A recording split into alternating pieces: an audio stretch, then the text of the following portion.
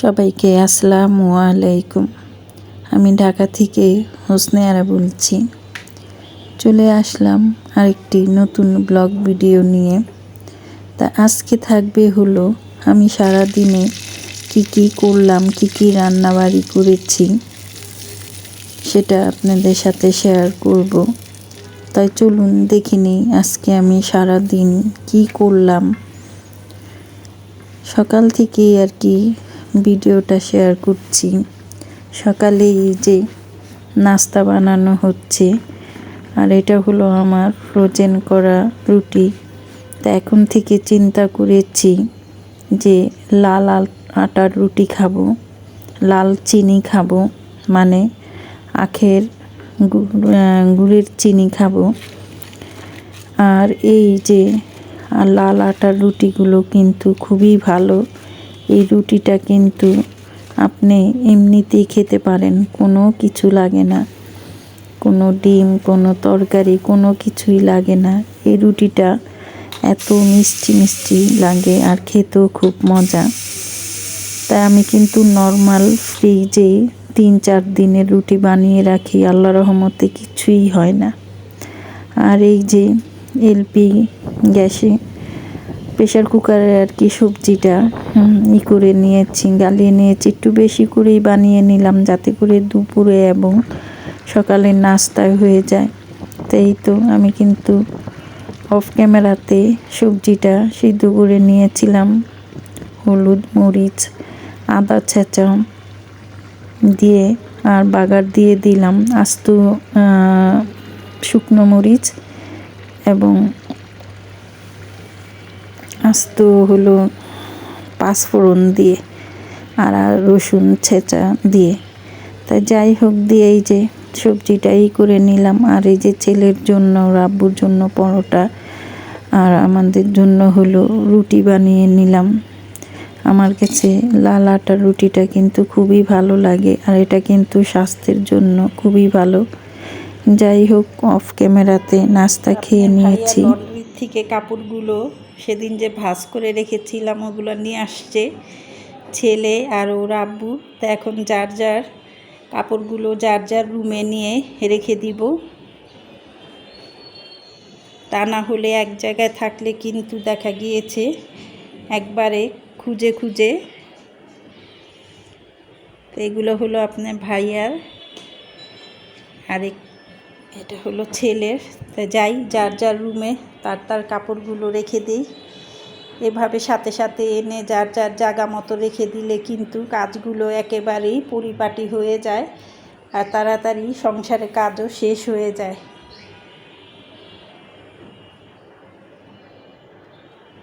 তা আপনাদের ভাইয়া সকালবেলায় বাজার এনেছিল, মাছের বাজার।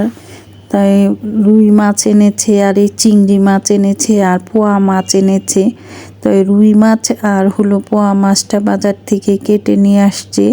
আর আমি বলেছিলাম এরকম গুঁড়ো চিংড়ি মাছ নিয়ে আসার জন্য, একটা রেসিপি করব। আর এভাবে গুঁড়ো চিংড়ি দিয়ে রান্না করে খেতে কিন্তু খুবই ভালো লাগে। আর এই গুঁড়ো চিংড়িটা কিন্তু নদীর মাছ, একেবারে নদীর চিংড়ি।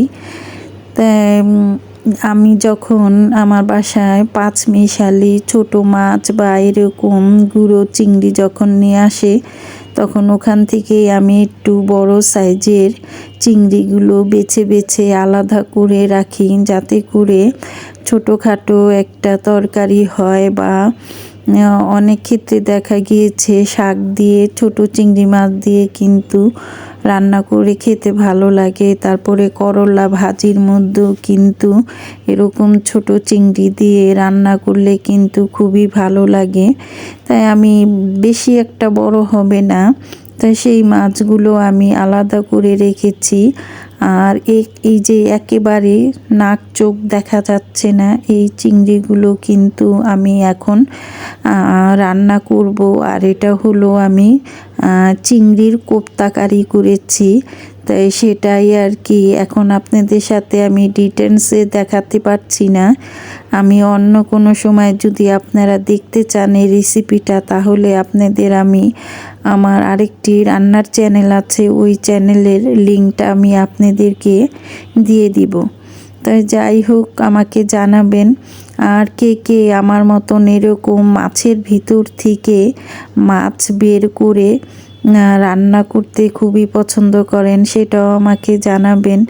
আমরা রাঁধুনিরা বা সংসারের আয় উপার্জনের জন্য কিন্তু অনেক কিছুই করে থাকি। এই যে দেখুন চিংড়িগুলো, এটার থেকে কিন্তু আমি এই চিংড়িগুলো বেছে বেছে বের করেছি।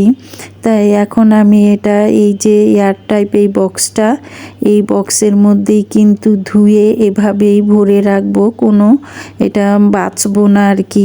মাথা লেজ এগুলো এখন ফেলবো না, যখন নাকি নেওয়ার সময় হবে বা যেদিন আমি ভাজি এগুলো করব, সেদিনই আমি এভাবে এখান থেকে পরিমাণ মতো নিয়ে তারপরে বেছে রান্না করব। আমার কাছে মনে হয় ওভাবে করলে একটু সুবিধা হয়। আর এতগুলো মাছ যেহেতু আমার কাজের খালা বুয়া নেই, তার জন্য কিন্তু একবারে বসে এতগুলো মাছ বেছে নেওয়া কিন্তু অনেক কষ্টসাধ্য। তার জন্য আমি এভাবেই মাছগুলোকে এয়ারটাইট বক্সে ভরে রাখি। আর এই যে ছোট চিংড়িগুলো, এখন আমি এগুলোকে ভালো মতো ধুয়ে আগে পরিষ্কার করে নিচ্ছি, কেননা এখানে কিন্তু নদীর চিংড়িগুলোর মধ্যে ছোট ছোট একেবারে শামুক থাকে। আর ওই শামুকগুলো যদি বেছে যদি পরিষ্কার না করে রান্না করি, তাহলে কিন্তু খাওয়ার সময় কিন্তু ওই শামুকগুলো মুখে পড়বে। অবশ্যই কিন্তু আমরা এই ছোট মাছগুলো ভালো মতো পরিষ্কার করে নিই। আপনারাও চেষ্টা করেন হয়তো এভাবে মাছ পরিষ্কার করে রান্নার। তা আমিও কিন্তু তার ব্যতিক্রম নই, আমিও এরকম বাজার থেকে মাছ আনলে রান্না করি পরিষ্কার করে। তাই যাই হোক, এখন আপনাদের সাথে এক ঝলক এই যে আমি যে চিংড়ি, যে গুঁড়ো চিংড়িগুলো এনেছি সেটা দিয়েই কিন্তু এই যে কোপ্তা কারি করেছি, তারপরে করলা ভাজি এই ছোট চিংড়ি দিয়ে করেছি, আর এই যে আম ডাল রান্না করেছি। মাশাআল্লাহ, আমার পুদিনা পাতা একটা 5 লিটারে টপের মধ্যে বুনেছিলাম। আলহামদুলিল্লাহ আলহামদুলিল্লাহ, দেখুন কত সুন্দর পুদিনা হয়েছে। সবাই মাশাআল্লাহ বলবেন।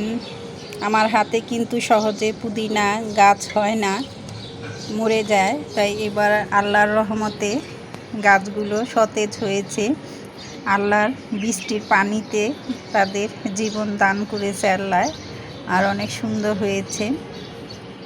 তা কেমন হলো এই পুদিনা গাছের টবটা? চাইলে আপনারাও এরকম বাসায় 5 লিটারের একটা তেলের বোতলে কিন্তু এভাবে পুদিনা পাতার গাছ লাগিয়ে সারা বছর খেতে পারেন। তাই সবাই সুস্থ থাকবেন, ভালো থাকবেন, আর প্লিজ একটা লাইক দিয়ে যাবেন।